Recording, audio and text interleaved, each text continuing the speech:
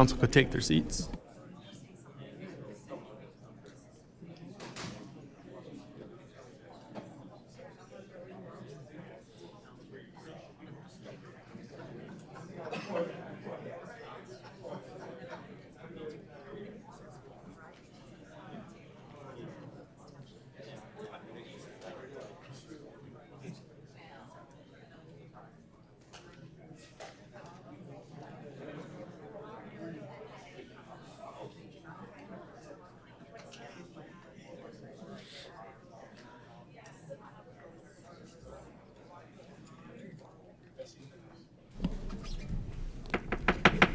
This meeting of the Aurora City Council for August 12th, 2025 is hereby called to order. Will the clerk please call the roll? Alderman Barrero. Here. Alderwoman Garza. Here. Alderman Masiacos. Present. Alderman Nunez. Here. Alderman Franco. Here. Alderman Seville. Yeah, here. Alderman Benuelos. Here. Alderwoman Smith. Here. Alderman Bug. Here. Alderwoman Bade. Here. Alderman Larson. Here. Alderman White. Here. Mayor Lash is present. Is there a motion to approve the appointment of a sergeant at arms for this So meeting? moved. Second. Motion was made by Alderman Franco, second by Alderwoman Garza. All those in favor? Aye. Any opposed? This motion carries by a voice vote. Tonight's Pledge of Allegiance. Alderman Franco like to lead us in the Pledge of Allegiance.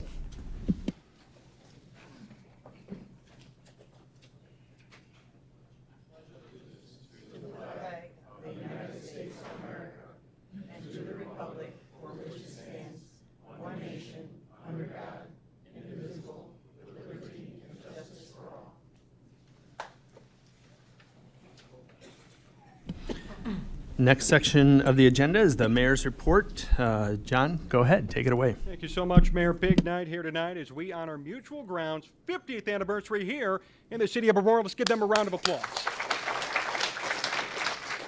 We'll invite the mayor down. We'll invite up Mutual Ground as well. We have a proclamation for them to commemorate their 50th anniversary and a special declaration from the mayor that they don't know about that's certainly a surprise and very exciting. So we'll invite them up and we'll invite the mayor down as well.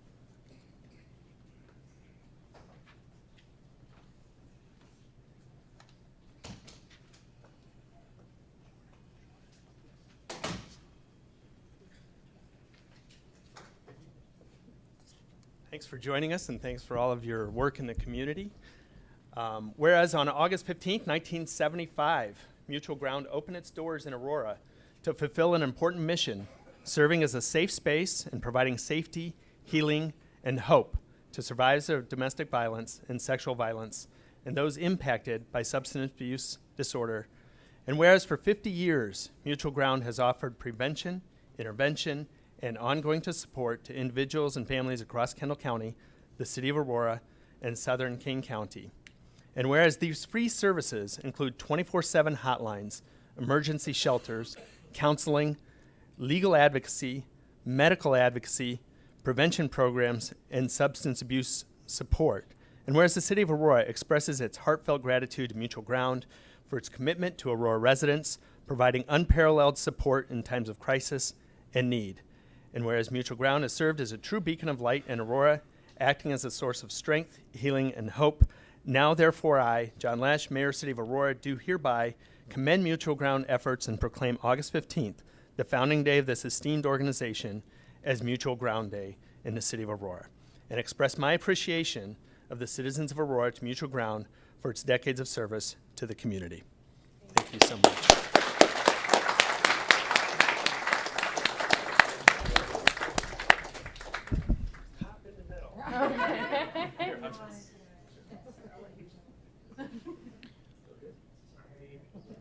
Ready? 1, 2, and 3. Awesome. Thank you guys. Thank you so much. Feel free to say a few words about Mutual Ground, too. Hello, everyone. My name is Betsy Santana. I'm not that tall. I'm the advancement director. Thank you. I appreciate it. I was like, it's right here. Yes, that's perfect. My name is Betsy Santana. I'm the advancement director at Mutual Ground. As the mayor stated, Mutual Ground has called Aurora home for the past 50 years, and we are so proud to be here, a part of the community. We are so grateful to the city of Aurora, to the mayor's office, and for all of the community for the support that we've received these past 50 years. You know, it's a little bit of bittersweet for us because we wish we didn't have to be here anymore and we can say instead we're closing our doors. But unfortunately, our services are still highly needed in our community, and we are here to serve our community. So we are looking forward to the next 50 years to hopefully not have to be here. But thank you. Thank you to the city. Thank you to the mayor's office, and to all of you for your support throughout these past 50 years.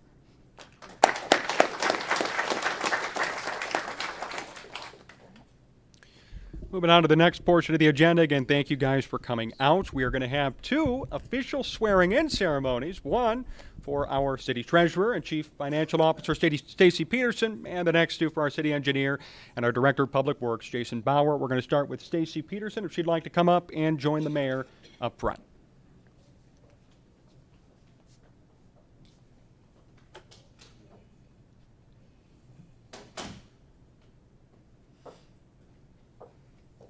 Are you ready?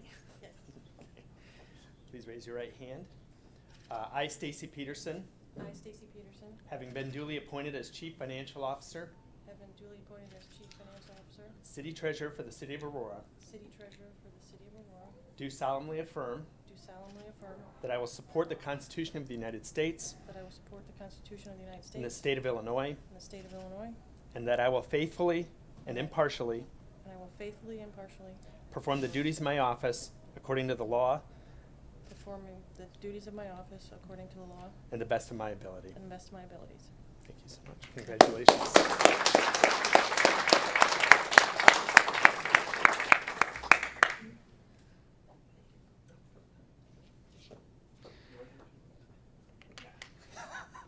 We'll bring up next our director of public works and city engineer, Jason Bauer, to be sworn in into his position as well.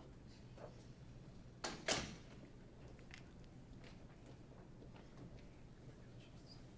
right, raise your right hand. I, Jason Bauer, I, Jason Bauer, having been duly appointed having been duly appointed as Director of Public Works, as Director of Public Works, City Engineer for the City of Aurora, City Engineer for the City of Aurora, do solemnly affirm do solemnly affirm that I will support the Constitution of the United States that I will support the Constitution of the United States and the State of Illinois, and the State of Illinois, and that I will faithfully and impartially and that I will faithfully and impartially perform the duties of my office perform the duties of my office according to the law according to the law and the best of my ability. and the best of my ability. Congratulations.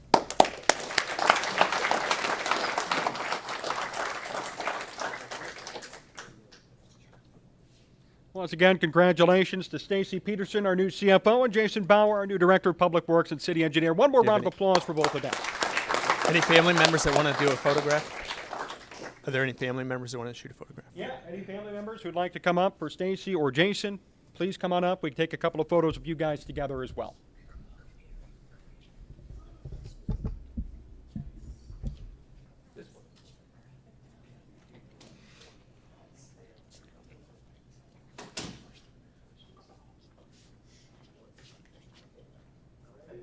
Ready, 1, 2, and 3.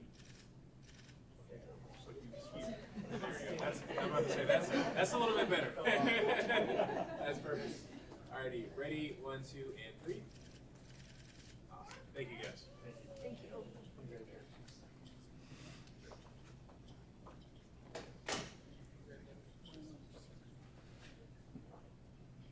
Ready, 1, 2, and 3.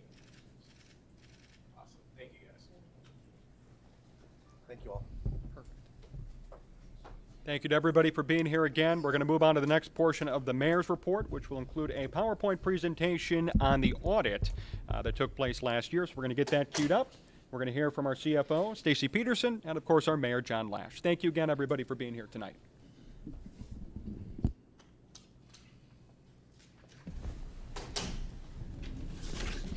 So this could be done in the audit section, but wanted to get it out of the way early and put it into the mayor's report. I know there were some questions about the audit as it came up. I had Ms. Peterson go through and pull a few highlights out of the audit, and I'll wrap up with the last few slides.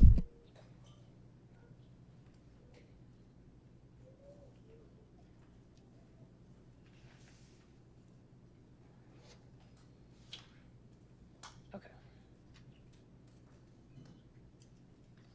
Okay. Good evening, Stacy Peterson, Chief Financial Officer, City Treasurer. This presentation is to briefly go over some of the issues that were in the 2024 audit, which will present some funding concerns possibly in the upcoming year. As we all know, the city received $35.2 million for COVID relief in 2021 and 2022. These funds needed to be obligated by 2024 and spent by 2025. We refer to these as ARPA funds. Most of the ARPA funds spent were on ongoing operations, and some of the major costs were ShotSpotter, body cameras, and dash cameras, which were approximately $1.5 million a year, several subsidies to ACA, subsidies to OnLight, and No Child Left Offline. New technologies with subscriptions were spent on converting some of the conference rooms into Teams rooms.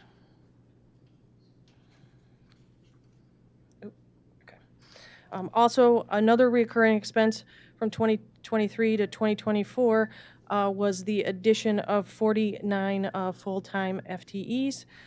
This would bring your attention to page MD&A 9, which references the full-time equivalents between 2023 and 2024. There was a typo in that actual page. So the FTEs for 2023 was supposed to read 1,066 for the general fund to 1,115 FTEs in 2024. I'd also like to bring your attention to MD&A page 9 and 11. Expenditures for governmental entities activities increased between 2023 and 2024 by $25.9 million, which equates to about 8.9% increase. The city's debt also went up in 2024 by $2.5 million.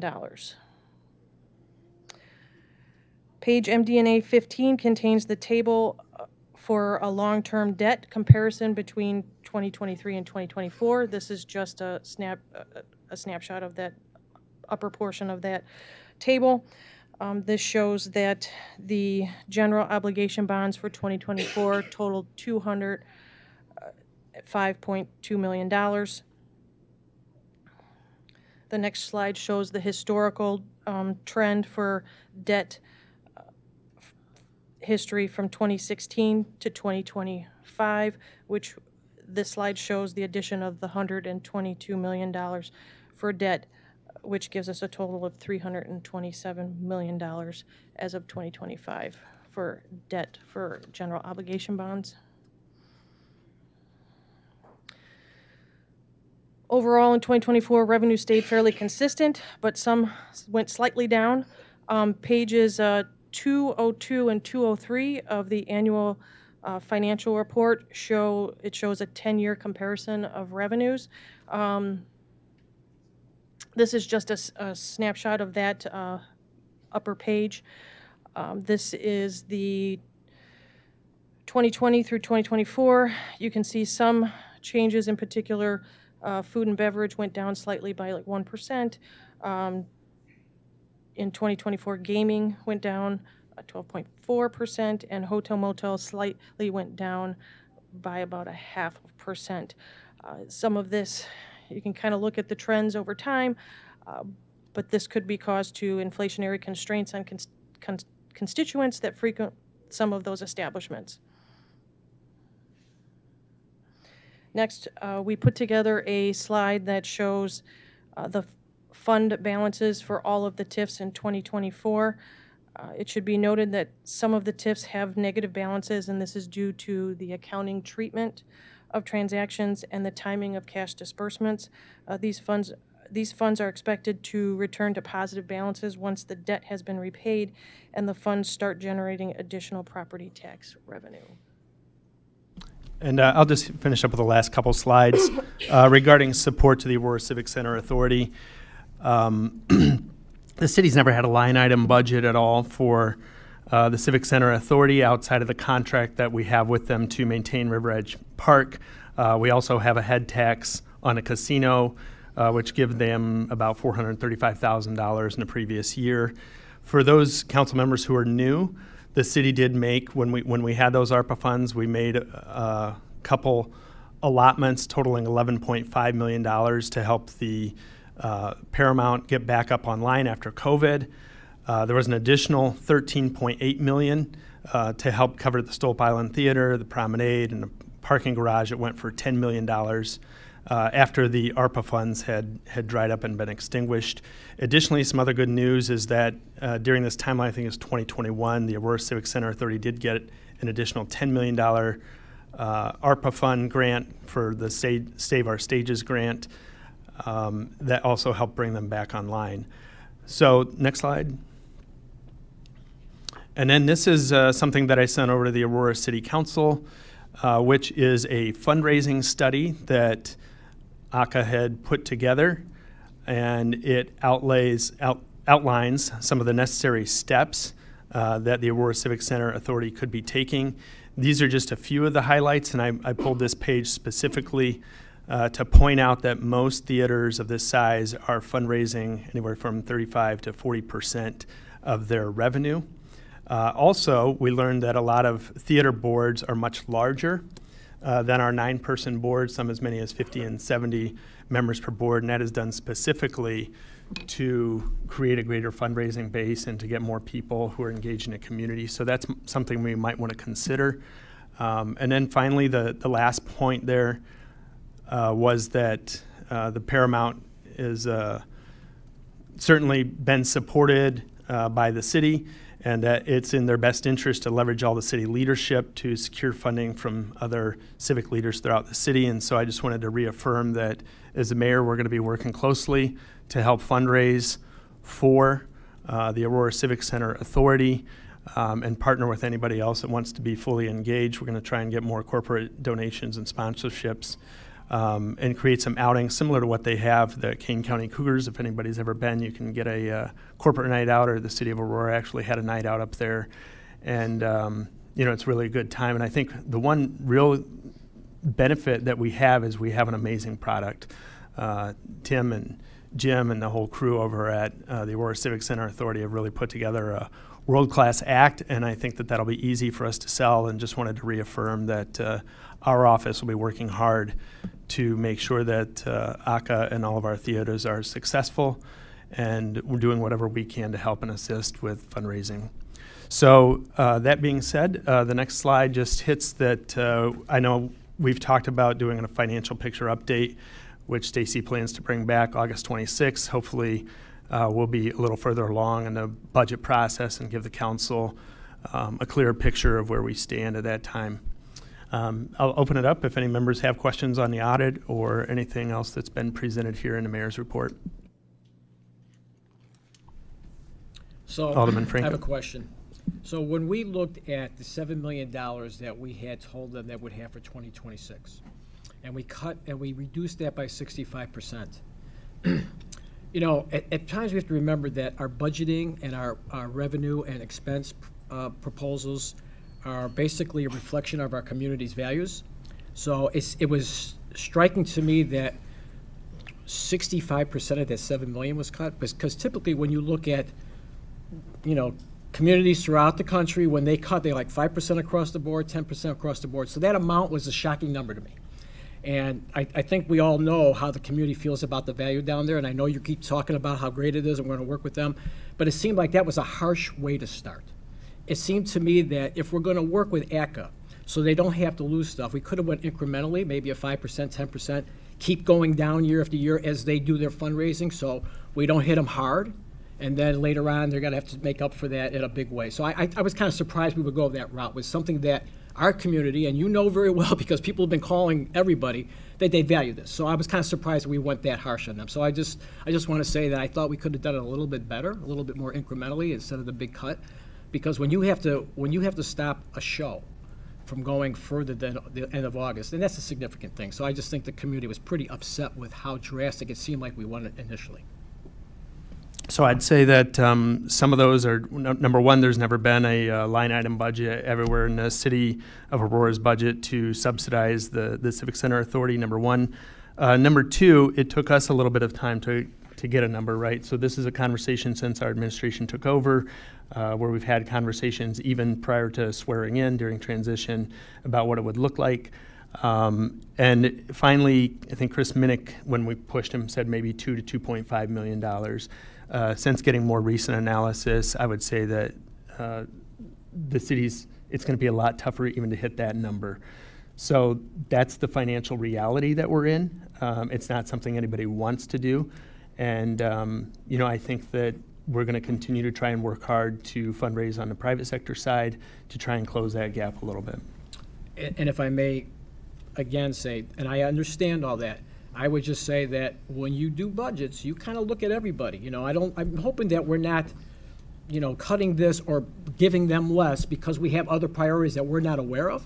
Because I think that would be wrong because, again, your downtown tells you a lot about your downtown. And not only do the businesses, that have come down here, the restaurants put their own money in, spent thousands of dollars of their own money and took out loans. And, the engine is what we know as the arts down here. And I hope it doesn't affect them. I hope it doesn't see them leaving because that's revenue for us. And, it's not only a financial thing, but it's a psychological, emotional thing when what you're recognized for and we're very proud of with our arts and entertainment takes a big hit like that. So I just think going forward, we got to be very concerned about that, the emotional and the psychological effects, because people are very angry about that. So whatever we can do going forward to help them, assist them to work together, I think we need to do that. I would hope going forward be a little bit less of a hacksaw to it as opposed to a scalpel type of thing. We look at that, or we look at other things to cut in addition to that.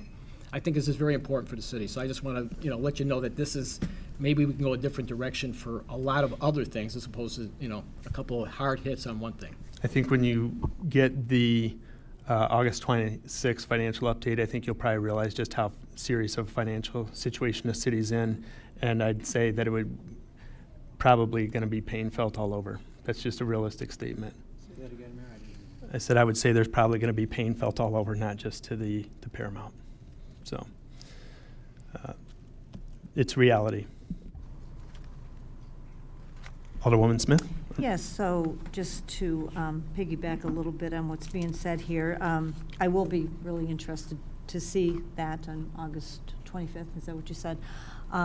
We also need to remember when we're going to do a cut or a chisel or a chop or however you want to put it of that nature, of that magnitude to something that has brought millions of dollars into our city each and every year, we also need to understand the cuts are going to come back at us, is in that the people that come to Aurora because of our Paramount will no longer be coming here because we're not going to be offering the quality and the shows and the amount of shows that we have had in the past. So we need to keep those things in mind because I've had multiple phone calls from people from Naperville saying, I'm a subscriber at every theater in the city of Aurora, and that's the reason I come to Aurora. Without those theaters, I have no reason. They're certainly not coming down here just for our restaurants. Naperville's full of restaurants. So we've got to keep in mind that we're going to get hit back with those cuts.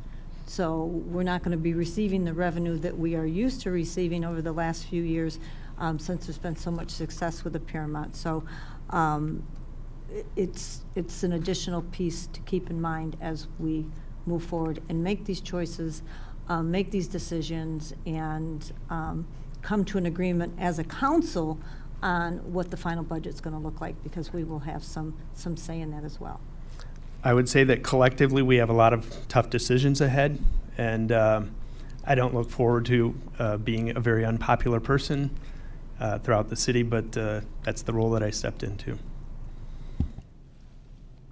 Alderman Nunez. I'd like to just echo the comments that have been shared with me from several constituents. Upset is an understatement. I also was reached out to by several downtown businesses as well, and just for the visibility of my colleagues and those here and tuning in, when there are shows at the Paramount, these downtown businesses are seeing an increase in revenue by 30 to 50%.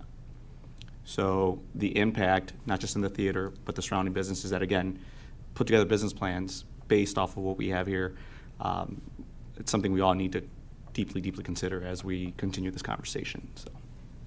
I'll just respond to that also. Another area that has been raised as concern is that even with the 900 shows, a lot of the restaurants that have invested, there's a few that took out high-interest loans through Invest Aurora. Again, it's an area that's has no city council oversight, and even some of those restaurants are in default and hang on by a thread with the 900 shows. So I get it, and again, it's reality. It's not something that we want to do. Alderman Seville. Yes, thank you, Mayor. I too will be interested in the financial report when that comes out in August. I think that'll be a very important barometer for us all to go over and to work to resolve the challenges that our city faces. I just want to say too that, and I did email Stacy some information that I requested to understand more of the economic dynamics that the Paramount provides the city and the downtown, both pre-COVID and post-COVID as well. But we all know that the Paramount is one of the economic pillars of activity in our community. The Foxway Mall, Premier Outlet Mall, the casino, and the Paramount in the downtown. And the Paramount is not on a downswing of their what they offer, not only the people of Aurora, but the region as well. They are on an upswing. So anything that they do will be an increase in years forward if they're able to continue on their mission. And I think they do a good job. Unfortunately, we all know, as we talked about, that with COVID hitting, they went from making a small profit to now being subsidized. And I hope that it could be more of a soft landing to assist them rather than something so drastic, because it will have repercussions with attendance and with the businesses in the downtown, especially, as you say, Mayor, those are the ones that are hanging on. And we don't really want to see people and businesses failing, because not only on a personal level, but economic level will as well. It's important for our city to increase, and we are on an increase of economic development in the downtown, and it shows. And I mentioned to you the other day, on a Sunday at 11:30 in the morning, you could find a parking space in the downtown. I can't tell you when's the last time that happened, if not for the Paramount. It's like when I was growing up in the 60s and the early 70s, before the Foxway Mall opened up, really, and all retail shut down. So I just hope we can work more together and find common ground. And if the subsidy, I think everybody recognizes that needs to be cut.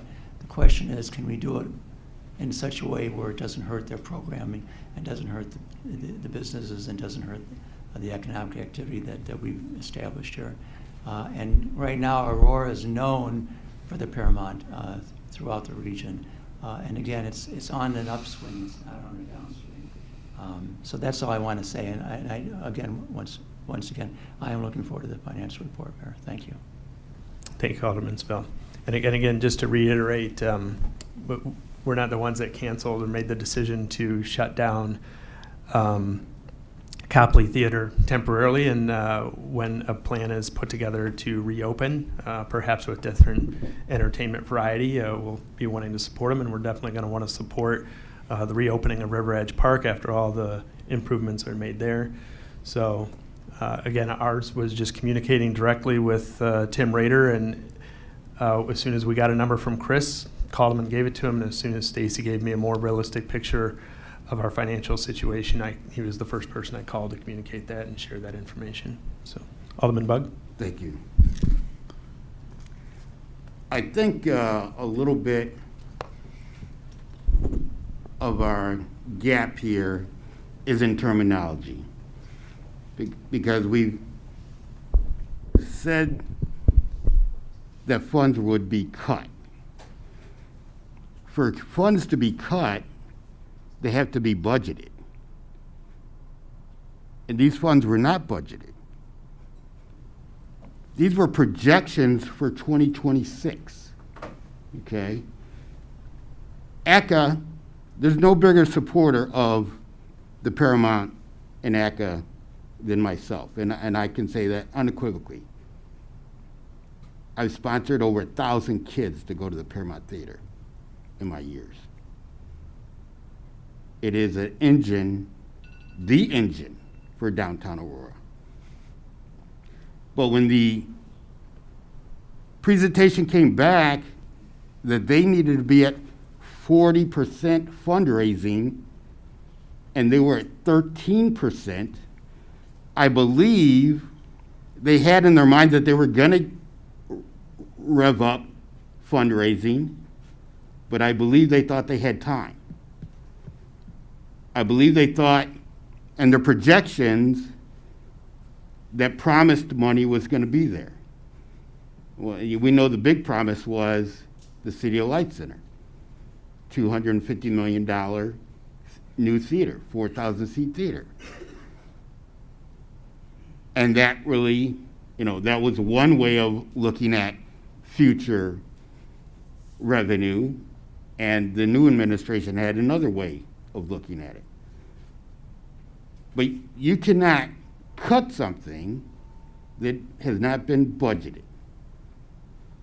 So the projections for 2026 were there, as I said, promised money, and because a lot of different reasons, and we keep going back to the census numbers, we have to make that up. We can't wave a magic wand and the census money's just going to be there. We know, unfortunately, the federal government said our population is 20,000 less people. We know it's not, but that means 10% less federal funds from the federal government, which equates to millions of dollars. So we have to make that up. So I always wish ACA well. I wish them well in their new fundraising. And certainly that 13% to 40% gap, we all need to help close it. But it will not be because we create money to hand out. We just can't do it. We don't have the money. The funds are short from the census numbers, and we have to budget wisely, as does ACA, and we need to work together to move forward. Thank you, Alderman Bug. It is true that we've never had a line item budget for ACA. That was one of the things we actually talked about very early on, was trying to create and come up with that number and create that line item so they would know what they could depend on and count on and budget accordingly.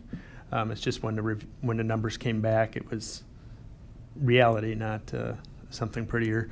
One other thing, I don't know if you want to slip back to those slides where we talk about the revenues coming in, the red lines there, but I think these are important to pay attention to too. The fact that our food and beverage tax slipped in 2024, gaming tax and hotel, motel tax, these are all sort of extras that people spend on going out to eat. So that these are the point of showing the audit in this format was to convey the message that these are trends that we need to pay attention to, and are going to have an impact probably moving forward. And I would say that they're probably tied to other national trends, not just Aurora specific. But we've often heard about increasing EAV, but you can see that we stayed about the same on property, and the replacement tax has only lost $2 million in the replacement tax, but our property taxes stayed pretty much even between 23 and 24. Anybody else? Mayor Lesh. Alderman Barrero. Yes, I wanted to weigh in on the August 26th financial picture that we're going to receive, and I just wanted to ask that if we could get some information relative to, our head count and how many vacancies we have, and then also the number of new positions added that were not budgeted. Because my feeling is if we're getting this financial picture that we need to tighten the belt, then we should start now, and these efforts should already be underway, in which of these jobs are not going to get filled. because, you know, I would say annually, there's probably close to 50 positions that people, you know, retire or they leave the city of Aurora. So we're not talking about layoffs or firing anybody. We're talking about positions that are just unfilled. I imagine we have quite a few of those unfilled now. I think it'd be good to get that picture as well while we're getting this financial picture, not wait until December and say, oops, we hired all these people, now we have to lay them off. I would hope that we're a little more proactive than that. And I think having that information at this August 26th financial update would be great and appreciated. And so that's just my 2 cents. And I hope that after August 26th, we can have a deeper conversation. Thank you. Yeah, I can have that. Okay. August 26th. And I can just tell you now that there's 7 positions we have not hired for, including one on the 3rd floor. Clayton's is a pretty significant one. We're very aware of it. There's other positions that we've budgeted for and not hired for those. So I agree with you 100%. That the time to deal with it now is to get a jump on it and get a lead on it and not hire somebody that we might have to lay off in a couple months. To your point, you've been through the budget process, both working in finance and as city staff presenting to finance.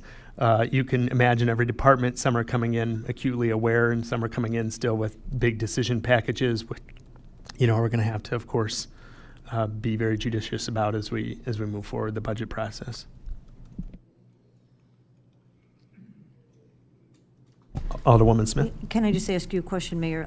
Have you given a direction to each department in a percent that they need to cut in each budget? Has that been directed to them yet, or are you just waiting to see what they bring in?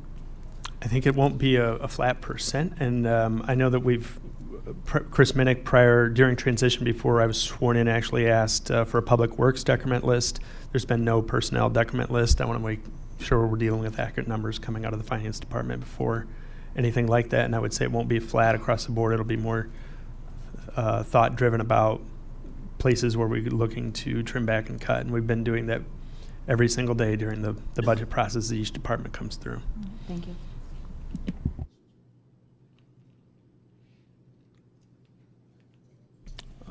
Alderman White. Yeah, so just from what I'm hearing so far, it sounds as though the city doesn't typically subsidize organizations in the community, regardless of how anyone feels important they are. I do believe that the arts are very important, and the city should support the arts in some form of subsidy. My question I'm wondering is, when we give, whether it's $2 million, $7 million, whatever that number is there a type of oversight or assurance or an account for how that money is being spent at all, or is it given every year and it's added to their budget and there's no account from back to the city? So I believe that there is some language that allows us to look at their finances. I'll be presenting on OnLight, which is another organization that is sort of outside of the purview of the city council. And we've been doing a forensic audit on that, and it's going to be very eye-opening. Also, the Alliance, looking at their finances, because we have $3 million tied up there, and also support Invest Aurora. And I would say that, yes, we were going to need to have some oversight of their accounting over at the Aurora Civic Center Authority. It's on our list.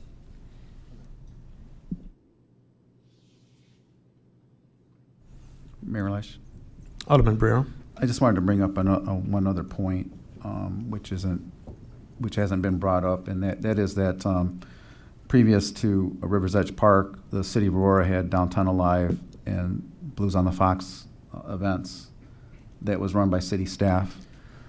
And I think city staff did a great job bringing in some great acts, entertainment to the downtown. It was so successful that's the reason that we have River's Edge Park, to make it better, to make it a turnkey venue. But during the times that the city of Aurora was running those events, we were not breaking even. We were not breaking even, and so now we have a situation where the city owns Rivers Edge Park, and the Civic Center Authority is running that on behalf of the city of Aurora. So if the city was to run that and we were not breaking even, I don't know if we'd have this type of conversation. So I view them as a partner, they're a separate entity, but they're also a partner. Just like we have a partnership with the Park District where we co-own the aquatic centers, and the Park District runs that for us because we used to have the staff and we used to run them through the Phyllis Park. Now we don't. So when they have a deficit, we cover the cost because we're a partner. So I think we need to look at this, at least for the Rivers Edge Park, a little bit differently because that is our facility. So that's just something I wanted to bring up because I don't think that's been mentioned. It hasn't been discussed, but it's my understanding that Rivers Edge also is under whether we were handling it back in the day or it's being handled now. I think it's still being run at a deficit by ACA. And their audits will show that. I think the Broadway series is the most successful. $1 Million Quartet at Stolp is right there on the break-even line. The School of the Arts, River Edge, and the Bold series were all failing pretty significantly. And that's I think it was Alderman Seville brought up. I mean, in addition to adding money during the COVID recovery, they sort of grew their operations and expanded their operations, just like the city did. When we had that ARPA money, we expanded our operations, expanded our personnel, expanded our equipment, and now we're in sort of these requirements to continue leasing for operational purposes that, we had a one-time chunk of money, and now we're on the hook for ongoing operational costs. Alderman Seville. Yes, those are good points, Mayor, and that's the reason why that I mentioned earlier that I'm looking for the pre-COVID budget and activity and the post-COVID activity to see what value the city is getting for their investment here. And I think everybody recognizes the need to do for a ramp-up corporate giving campaign and fundraising. But I just think that if we could somehow measure in such a way that's more of a soft landing and not and over a period of time to get to everyone, a time to adjust and with their very important role that they should be doing already is more corporate fundraising. I think that will benefit everybody's mission in the downtown long term and not hurt the city and not hurt this economic pillar of activity. So I would look forward to all of us partnering with ACA to be able to do that as well. But I think they need a little bit of time. They're raising over $3 million a year right now, my understanding, in corporate fundraising, and they can build on that. That was from their study. I haven't looked back at the last couple of years of their audits. But any other questions? Thank you. Sorry, I just want to answer Alderman Bug. Alderman White's question directly. So ACA was tasked and is tasked to come before City Council on an annual basis, and they did that to account for funds. They did that on a regular basis. There was a time that there was a little bit of a stretch because they were putting together a large presentation coming out of COVID. Of course, we subsidized them quite a bit, as we should have at that time. They put together a large presentation for us. I don't remember exactly when that was, maybe a year or so ago. Yeah, and there were a number of things that came out of that presentation. The main thing was the City of Light Center. So yeah, they normally have presented to City Council, accounting for their budget, accounting for funds that we have given them in the past. So I wanted to answer your question directly. Thank you. With nothing else, I'll just say thanks to Stacy and thanks for the patience from the council because she's taken over. They moved on to the 4th floor and she's working weekends and working overtime. I can see 'cause the emails are coming through at all hours of the night, and really appreciate your work putting this together. Thank you.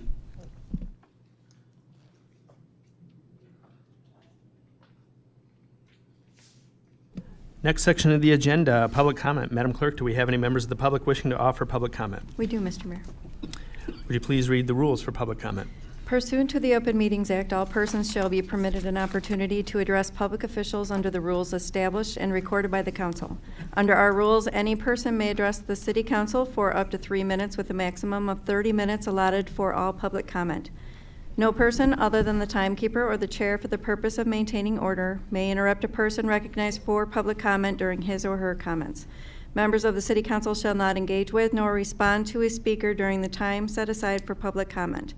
Staff is directed to follow up with members of the public with respect to any concerns raised during public comment within the scope of the city's authority following the adjournment of this meeting. We have a long list. Madam Clerk, will you please read the name of the first person wishing to offer public comment this evening? Andrea Picture.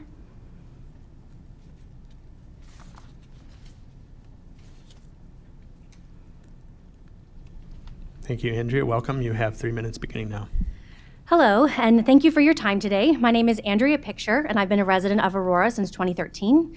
I'm here today to thank you for your strong stance on how our city budget is allocated to the Paramount Theater. This is coming from someone who loves the arts. In fact, I worked for the Paramount, or ACA, on and off from 2012 until 2022. I want the city to continue supporting the Paramount, but I also ask you to hold its current leadership accountable for both financial mismanagement and for creating a toxic, inhospitable work environment. My husband and I both worked there, and we left in 2022, not because we didn't love our colleagues or the work, but because of a culture that pushed out talented staff and artists. I find it troubling how much city funding ACA receives, given how little the organization has actually invested in its own city. I also saw firsthand how leadership-focused outreach on Naperville, Geneva, St. Charles, which was brought up tonight, while Aurora's own citizens were an afterthought. I was the second person ever hired at the Paramount School of the Arts before the building was even finished. From the start, we were encouraged to model the school after a suburban institution in Arlington Heights, where Tim Rader had previously worked, with little thought for what Aurora students actually needed or wanted. Management even made uncomfortable jokes when we tried to feature more diverse students in early brochures. Ideas that truly engaged Aurora were often dismissed. I fought for programs that truly reflected our city. Pay What You Can nights, originally proposed by school staff before the pandemic and shot down. We were told it might upset our subscribers. When those nights were eventually added to the main stage, we asked if they could expand beyond previews, and the answer was no. A content rating system for families to make informed decisions, agreed to in theory and blocked in practice. After COVID, staff pushed for a DEI committee, an effort that was quickly undermined. Despite knowing through audience surveys that our crowds were overwhelmingly white in a richly diverse city, any push toward more inclusive programming was brushed aside. In most theaters, it is an artistic director who chooses the season based on some sort of artistic vision. In truth, Tim Rader makes those decisions based on what sold well in New York and then informally polls staff. His is the only vote that counts. When staff suggested forming a season selection committee to better reflect our community, we were dismissed. It's easy to blame the mayor or the city, but the hard truth is that Paramount's leadership has mismanaged funds, ignored its community, and relied on the city to cover risky, poorly planned expansions, while failing to make Aurora itself a priority. I urge you, please do continue supporting the arts, but demand accountability. Aurora deserves artistic excellence, and I would also argue for pay transparency, especially for those making over $100,000 within the organization. Thank you for your time. Thank you for your comments. Madam Clerk, will you please read the name of the next person wishing to offer public comment? Jason Picture.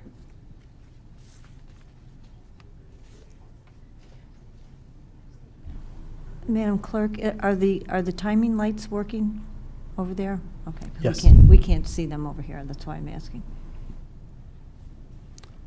The last speaker had 30 seconds left, so. Mr. Picture, you have 3 minutes beginning now. Thank you. I started at the Paramount in May of 2011 as the technical director, about 5 months before the first Broadway series production opened, and I left in April of 2022, just as my 40th production with Paramount Theater opened. I'm here to speak about the gross financial mismanagement of the Aurora Civic Center Authority and the failure of leadership under Tim Rader, Jim Jarvis, and Erica Miller. I often think about my time, my greatest successes and failures, the joy of storytelling with my friends, the excitement of the work, but mostly I think about the people, and I think about coming back to one truth. When someone shows you who they are, listen. I'm heartbroken at the recent news. staff losing their jobs, remaining employees burdened with more work, and our community's trust eroded. This was not inevitable. This was the direct result of reckless leadership and a refusal to listen to staff concerns. I raised my hand when we missed opportunities, when events were scheduled in competition with each other, when poor choices were made or calls to action were ignored. I was told to stay in my lane, brushed off, and dismissed so many times that I eventually stopped offering ideas. The expansion projects came fast and without real planning. River Edge wasn't fully functional before we began renovating ballrooms, the school, North Island Center suites, the Copley Theater, then plans for the Stope Island Theater. I once asked Tim Rader, "What will we do when these projects are all done?" He smiled and said, "We start another." We made budgets and to show how things could work. They weren't followed. We discussed the need for staff. They weren't hired. We suggested programming that can appeal to a wider audience and ease strain on production. We were ignored. I asked for real-time budget updates and approved budgets before I began working on a project. I was not given them, I would say, about 50% of the time. These aren't just isolated frustrations. They paint a pattern, a culture that valued relentless expansion over sustainability, appearances over accountability, things over people, and ego over the health of the organization.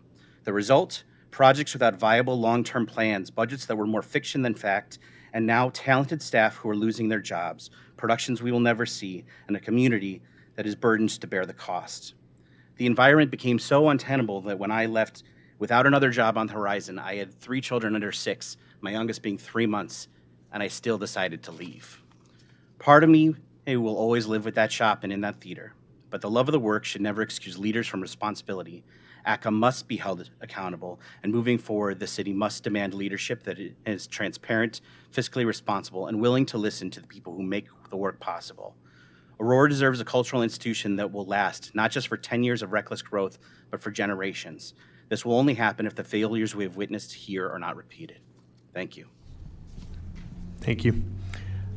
Madam Clerk, will you please read the name of the next person wishing to offer public comment? And to Alderwoman Smith's point, the light is working on this podium if you want to have the assisted timeline. Ray Anderson.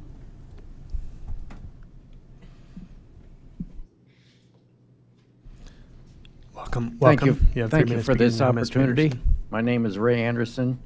I'm 86 years old, and I live at 439 West Downer. My wife and I have lived there for more than 50 years.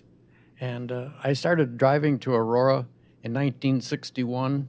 I was a teacher at Hall School, and we could drive from Naperville to downtown to Aurora, out to the west side in 20 minutes. No shopping center. It was very quiet. Then when we moved to our home at West Downer, I did a lot of walking. And at that time, in the probably 70s, late 60s, 70s, it wasn't safe to walk downtown. We had some problems. And then things started to change. The 4th Ward has had some wonderful aldermen, and we worked hard. Chuck Nelson, Rick Lawrence, Bill Donnell, and now we have Jonathan Nunes. And we had some wonderful meetings, and some of the things that we talked about were enacted by the council. So we just thank you for all the stuff that's been going on downtown. Can you imagine the Waubonsee Valley, or the Waubonsee College, the building that went up across from Old Second Bank? What an awesome improvement. And you walk around downtown, there's a building, there's this building, there's a new restaurant. And then the Paramount. That was just, when I was first starting, it was just a theater. And you could bowl downtown, you could go to different theaters, you could buy a suit downtown, buy a bicycle. Then things changed, and things have changed for the good. And my wife and I are just encouraging people to work hard to save the Paramount. Don't let it go. How many towns would like to have River Edge Park and Paramount downtown in their villages or towns? We have an awesome thing going, and I just pray that you guys will vote no if the mayor is going to cut this stuff. He voted no on a lot of stuff in the last few years. Now I'm encouraging the council to stand up And yep, you might have to make some cuts, have some budget meetings, but work with the Paramount. My wife is an attendant there, and some of the reports and some of the programs that they put on and the shows are outstanding. They're rated by people in the United States, and Aurora is on the map. We have a wonderful thing going. Thank you for this time. Thank you, Mr. Anderson. Will the clerk please read the name of the next person wishing to offer public comment? Keith Jones.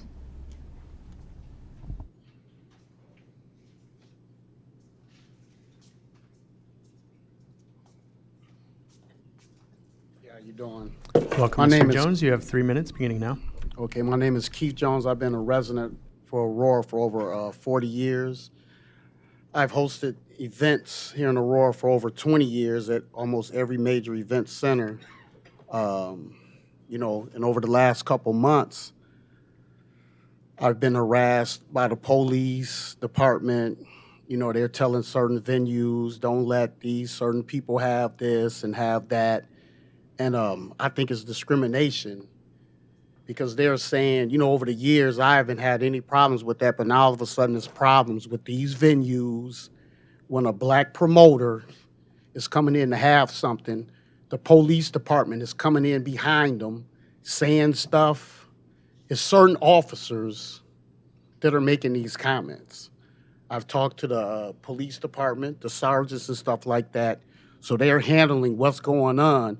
But I've had certain officers say it to my face, saying that we're holding gang parties and this and that and all of that type of stuff. So they're going in there intimidating the owners by saying, don't let them have this and have that. But I've not had one problem with anything that I've done. So why would they go in there saying that and placing me in places that I wasn't even at? Police pulling me over, asking me questions. No, I wasn't there. So why is my name being brought up in something? So, like, it was supposed to be an event at the Piazza a couple weeks ago. They seen my logo on the flyer. They go over there and tell the Piazza people no because it is saying some shooting and involved in battery to the police. I've never been involved in any of that stuff. They're getting me mixed up with somebody else or something. So I don't want to say the police officers' names because it's legal matters going on and it's being investigated, but I just wanted to address that. Why, when it's an African-American event, why is some of these events being shut down? Why? With no reasons or precautions, saying this and saying that certain officers are going to these businesses saying certain stuff that's not true. So you can go in and bully your owner or a manager not to do something by saying certain things. And I was there when it was said, when the officer came in there. If there was a problem, the officer could have pulled me to the side and talked to me. But once he said all of this stuff in front of the manager, in front of the owner, of course, they're going to have a different mind. So they're going to start asking what's going on and stuff like that. So I just wanted to say, I just want to know why some of these police officers in the Fox Valley area are going around saying different stuff to owners and managers with no proof or no paperwork saying that this or that is Mr. happening Jones, anywhere. your 3 minutes is up. Okay. Thank you. I'll ask the deputy mayor if you have a minute to please contact or please get this gentleman's phone number so we can reach back out to him.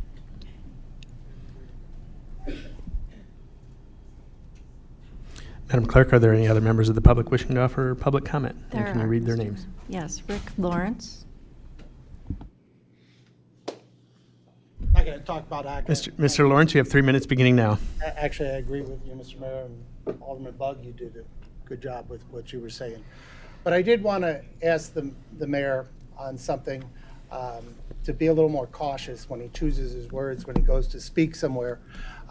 Yesterday, there was a kickoff rally at District 129. I received a bunch of emails or texts from people that were there. And at that time, it should be talking about the community, the importance of the schools, and why we want our kids to succeed, and what the schools mean to everything.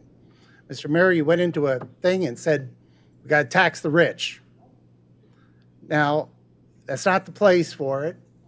And I got to tell you, with all the financial stuff here, you need economic development. And I want to give you all just a notice that the economic development that you need to produce taxes and jobs and everything else isn't coming from people struggling to pay their bills and struggling to do that. You need people with money and investments. When I hear things like that, Mr. Mayor, why would anyone want to talk to you? Why would people want to deal with you if that's the attitude of the city? Alderman Larson, you go show up on the 4th of July thing, you got the flag upside down, you know, you got a First Amendment right and all, but you're representing the people of Aurora, not just your beliefs. You're representing me, you're representing everyone else. Mr. Mayor, when you say that, you're speaking for me. And I know you and I come from totally different political positions, but you represent everybody in the city, not just the wingnut cause of the city. You know, this is everybody, and you need to be able to attract good businesses, good people that, you know, can afford things and do that. So why would they come to a city if we believe that we hate the rich? Our last mayor thought he could spend his money into prosperity. You're sending the message that we hate prosperity. It's not right. We can do better. You know, you want to go on your weekend and go around with your goofy hats and, you know, protest, go do that. But when you represent the city of Aurora, take the clown hat off and be the mayor for everybody. Rich, poor, middle class. You know, you've raised property taxes, water rates. Now you want to raise the grocery tax. At the same time, we vote to give Valley Honda a $13 million tax break. And then you say we got to tax the rich. The messaging is wrong. So we can do better as a city. And we can, you know, we have to attract economics to this city. We need higher economics. We need people that can afford to buy these homes that can, you know, maintain them and improve them. Just because you could buy a home for $500,000 doesn't mean you can afford to maintain it. So, Mr. Lawrence, 3 minutes is up. Thank you for your comment. Madam Clerk, can you read the name of the next person wishing for public comment? Janet Kenyon.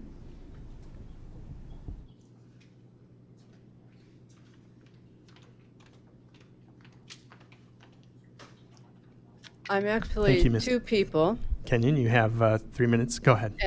and I have his 3 minutes. He's gifted to me. So here I go. Going to have to I pick up and continue reading where you leave off. I can read faster than he can. Good evening. You're going to get cut off at 3 minutes, just so you know. My name is Janet Kenyon. You have 3 minutes. While I now. do not currently live in a dwelling with an Aurora postal address, I have been involved in many Aurora volunteer efforts over the past 5 decades and have an appreciation for the community and its people. I am reflecting on a recent notification that I received from the Aurora Civic Center Authority via email, as well as an article in the Beacon News, and sharing my heartfelt feelings with you, the members of the Aurora City Council. Some of you I know, others I am welcome to have a new or renewed acquaintance. One element that I have in common with recently elected Mayor John Lash is that I was not born and raised in Aurora. I knew little about this municipality until I moved here 2 weeks after getting married and beginning my first full-time employment following college graduation. I quickly learned I was located in the second or third largest city in the state of Illinois, as ranking volleyed back and forth between Aurora and Rockford's bragging rights. I was excited to learn that Carson Perry Scott was located in downtown Aurora. I had been introduced to the department store while previously living in both my rural community and college town. Quickly, I heard the buzz of the new Fox Valley Mall, development soon to open in 1975. I knew little of downtown Aurora offerings, but I did learn that the downtown Carson Perry Scott store would be closed. I heard stories of foregone storefronts from my husband, who had roots in the area. Many of the businesses struggled with limited foot traffic, eventually were unavailable to the retail shoppers, or quietly moved away from the downtown locations. Years ago, we attended the musical Annie, presented by touring performance group contracted by the Paramount Theater. We were in the balcony near the back row seated, the best seats available for ticket purchase. While the experience was wonderful, the environment seemed beautiful, but worn and old with my first impression. Our balcony volunteer was usher, East Aurora High School own Kevin White, who later landed a significant role in the movie Rudy. When a restructuring project was launched to develop the grassy area near the front of the Paramount Theater and bring life to the newer, now identified grand lobby space, we decided to make a donation toward the reimagining of the theater entrance. My husband had spoken fondly of attending matinees in his youth at the theater and receiving a coupon to be used for a free jet burger in the coming days. We wanted to keep this beautiful theater available for the generations to Madam Mayor, come. 3 minutes is up. If your husband wants to come up here, finish reading. Read the rest of it then. Madam Clerk, will you please call the name of the next person wishing to offer public comment? Stephen Kenyon.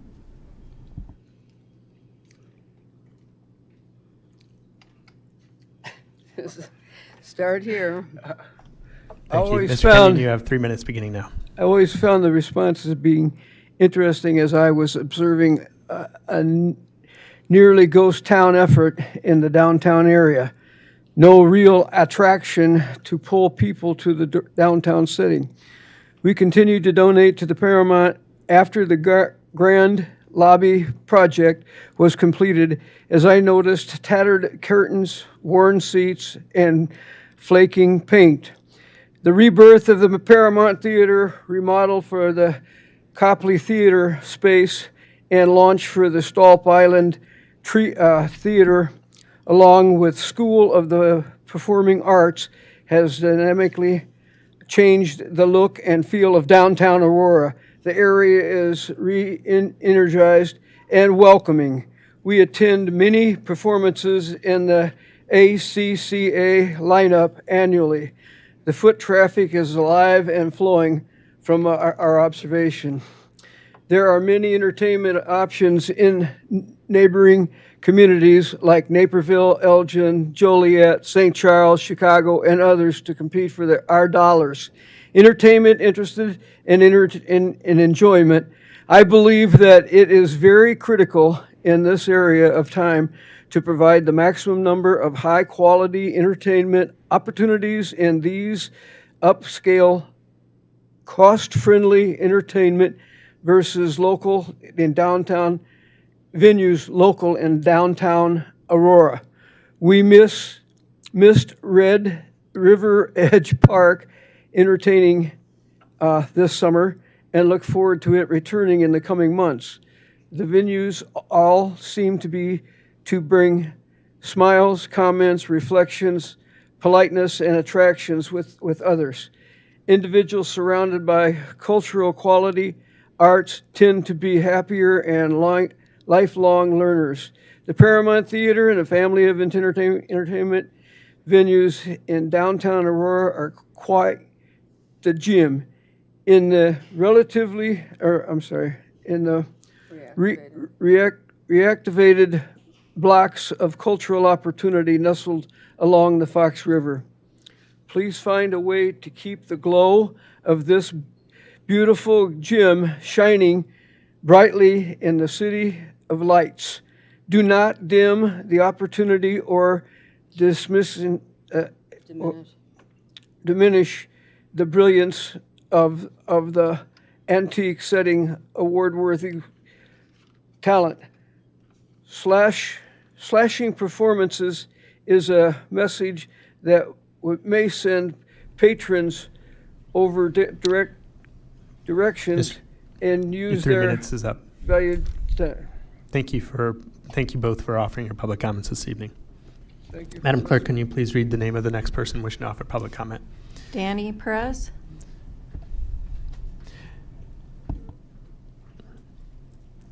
And Mr. Perez, if you want to use the other podium, the lights work over there, the 30-second warning light.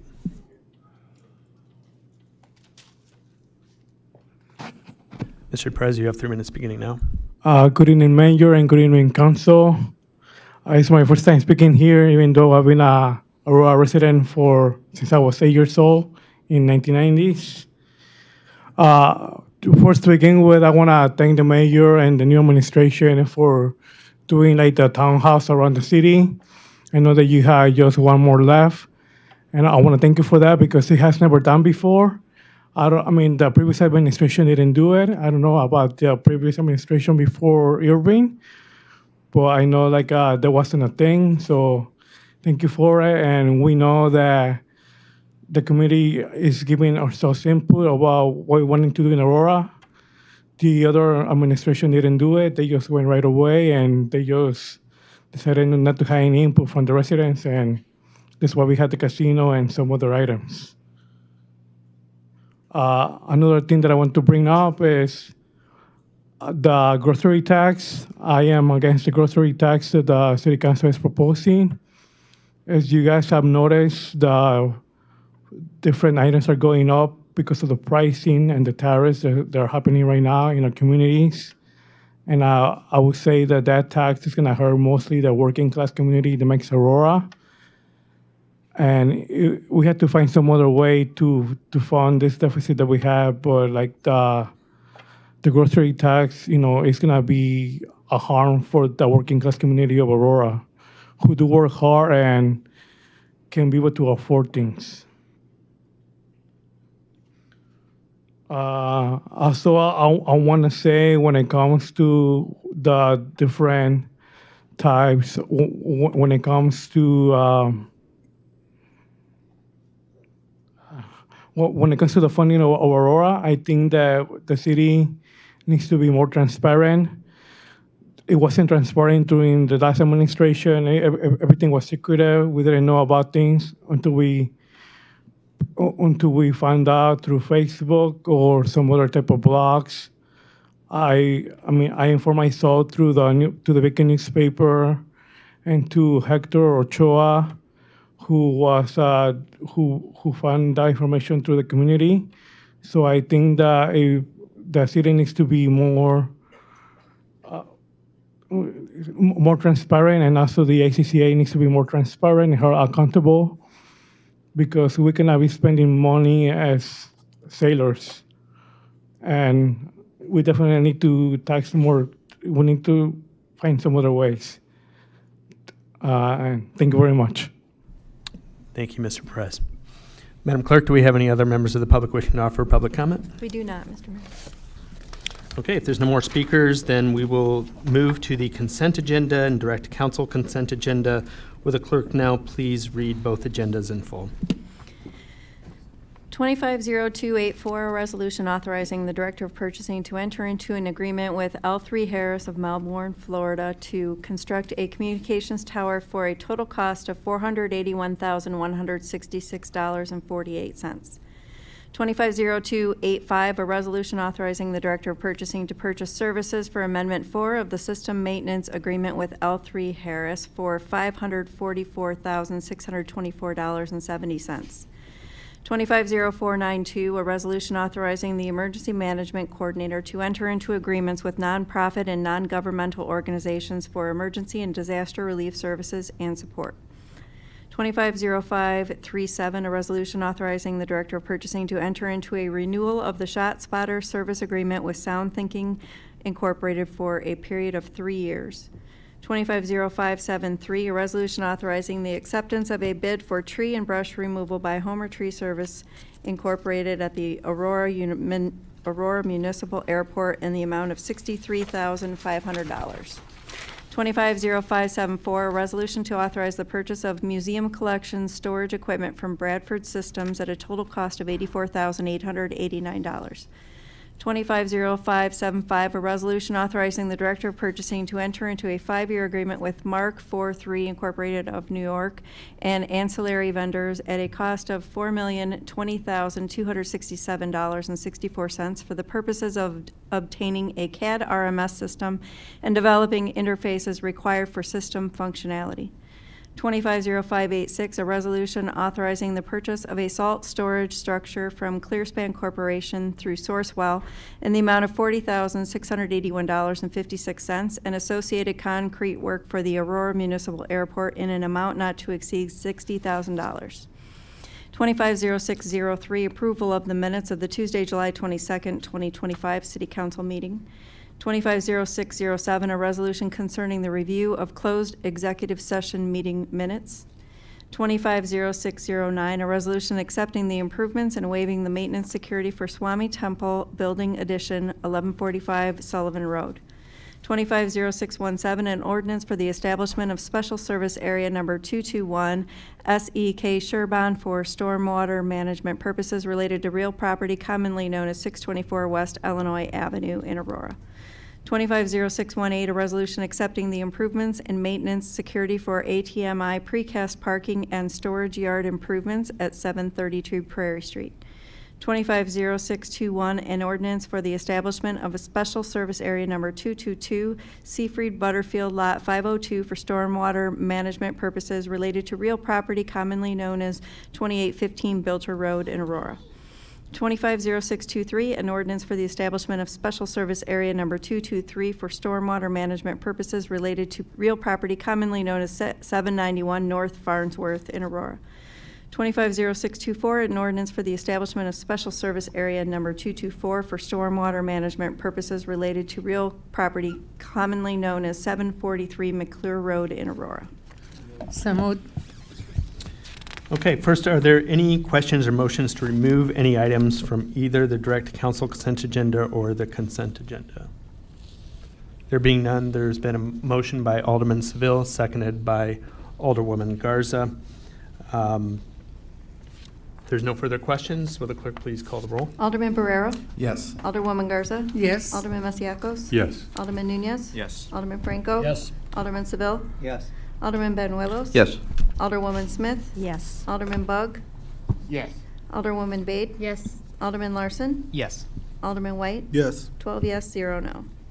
Motion carries. The consent agenda and the direct council consent agenda are both approved. Next, will the clerk please read the agenda items under unfinished business? 250594, acceptance of the 2024 annual financial reports for the city, TIF funds, single audit, and GATA reports. Second. There's a motion by Alderwoman Smith, seconded by Alderman Franco. Are there any questions or discussions regarding this agenda item? There being none, will the clerk please call the roll? Alderman Barrero? Yes. Alderwoman Garza? Yes. Alderman Masiacos? Yes. Alderman Nunez? Yes. Alderman Franco? Yes. Alderman Seville? Yes. Alderman Benuelos? Yes. Alderwoman Smith? Yes. Alderman Bug? Yes. Alderwoman Bade? Yes. Alderman Larson? Yes. Alderman White? Yes. 12 yes, 0 no. Okay, this motion carries. This item is accepted. Next, we're going to move to new business. Is there a motion to suspend the rules to consider items So under new moved. business? Second. Motion made by Alderwoman Smith, seconded by Alderwoman Garza. Will the clerk please call the roll? Alderman Barrero? Yes. Alderwoman Garza? Yes. Alderman Masiacos? Alderman Nunez? Yes. Alderman Franco? Yes. Alderman Seville? Yes. Alderman Benuelos? Yes. Alderwoman Smith? Yes. Alderman Bug? Yes.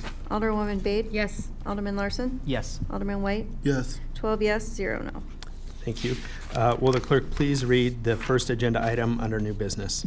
250325, a resolution authorizing the Director of Purchasing to purchase technology, equipment, and services for the River Edge Park Phase 2 expansion for a total not to exceed $527,777.16. So moved. We have Second. so there's been a motion made by Alderwoman Smith, seconded by Alderwoman Garza. Discussion, Alderman Franco? I just have a question. So is there a reason this didn't go through IT or finance? Yes, so I'm going to have Jason present. This is an agenda item that came to me early in the administration. It was about an $800,000 camera package. We put it out to bid and came back with a much lower price, but to get this done in time, one, to complete the bid process, give everybody time to walk through the job, and then also keep the project on task or on track for the opening of Chris Kendall Market. We moved it to City Council agenda to keep things moving over there at River Edge. So Time critical. Yep, it's time critical. And if you want to just give a quick overview for the council. Yeah, sure. I think you already hit a lot of the highlights. We had originally gotten numbers for this project back earlier in the year. One of the things that we sat down and worked on with the mayor when he came into office was Public Works, IT, and APD. We looked at the overall scope and we tried to find ways to trim that number back. So at the end of the day, we were able to get that down from just under $800,000 down to about $527,000 We're still getting everything we need out there. We just looked at maybe different places to put cameras up. Maybe a certain door doesn't really need a card reader. Every single one of these card readers costs a lot of money, not just for the equipment there, but the conduit and the wiring that goes to it. So, you know, if a door is only going to be used every so often, do we really need a card reader? So we really went through room by room for all the new buildings out there and just tried to get that number better. So as you stated, we went out to public bid for it. We got some great bids and we wanted to move forward, but by the time we had everything set and ready to go, we just want to make sure we've got everything for Kindle, because Kindle's not going to be very successful without Wi-Fi for the vendors and without camera coverage to make sure everyone that attends is safe. The other component to this one too that's in the memo is that this one technically requires a 3/5 majority. So we have the responsible bidders ordinance that requires the main bidder to have an apprenticeship program, which Scientel does not, but the bidder that they have, or their subcontractor that is going to be doing any of the work that would require an apprenticeship program, does have it. So it's kind of a, you know, it's a little bit of an oddity, so we just wanted to make sure we were upfront with everyone and let you all know that it does take a little bit more. It does take a 3/5 majority. So we're excited to move forward, and hopefully with this moving forward, we can get them out there soon and make sure that we're all set for Kindle when it comes here later this year. And for clarity, there were 3 bids, but none of them were responsible bidders. Correct. Yeah. Good point. So not only was Scientel the low bid of the 3 bids, they were the only ones that were even using any sort of apprenticeship program. The other 2 did not have any, and one of them was actually released for other reasons. So yeah, Scientel is the only one that was proposing to bring in that apprenticeship component. So that was another reason we wanted to recommend moving forward with them. So again, thanks Jason, thanks APD and IT for all working together to bring the cost down on this project. Any other questions for Mr. Bauer?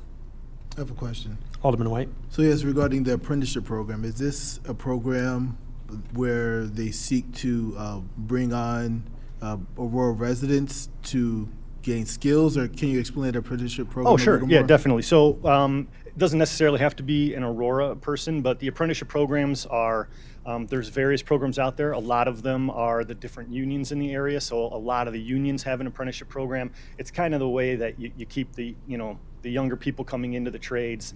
You can get involved in apprenticeships before you're a full, you know, card-holding member.